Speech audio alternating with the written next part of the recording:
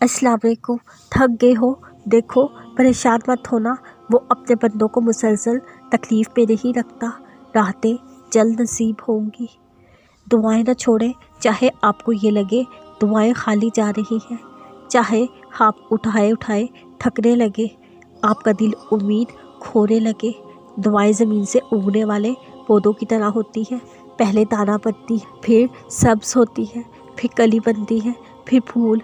वक्त लगता है लेकिन काम हो रहा होता है।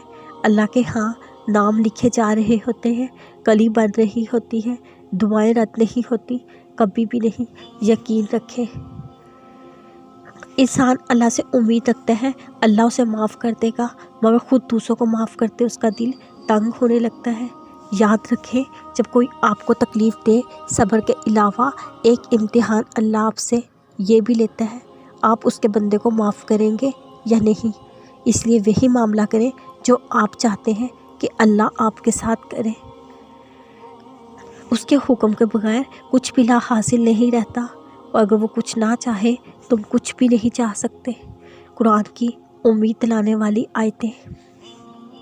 जब मेरे बंदे मेरे बारे में आपसे सवाल करें तो आप कह दें, मैं बहुत ही गरीब हूँ। हर पुकारने वाले की पुकार को जब भी वो मुझे पुकारे कबूल करता हूँ। तुम अपनी बातों को छुपाओ या जाहिर करो, वो तो सीनों की पोशीदगियों को भी बखूबी जानता है। बस यकीनन मुश्किल के साथ आसानी है, और जो शख्स अल्लाह पर तवक्कल करेगा अल्लाह उसे काफ़ी होगा। अल्लाह ताला अपना काम पूरा करके ही रहेगा। अल्लाह ताला ने हर चीज़ का एक अंदाज़ मुकर्रर कर रखा है। अल्लाह ताला किसी जान को उसकी ताकत से ज़्यादा तकलीफ़ नहीं देता। और बेदिल ना होना, ना किसी तरह का गम करना। अगर तुम ईमान वाले हो तुम ही गालिब रहोगे। उसी ने आसमानों को और ज़मीन को अदलो हिकमत से पैदा किया। उसी ने तुम्हारी सूरतें बनाई, बहुत अच्छी बनाई। उसी की तरफ लौटना है। ए ईमान वालों, सब्र और नमाज के ज़रिए से मदद चाहो। अल्लाह ताला सब्र वालों का साथ देता है। इस आयत ने मुझे हमेशा जब मुश्किल वक्त में इसे पढ़ा, इसने ज़्यादा हिम्मत दी।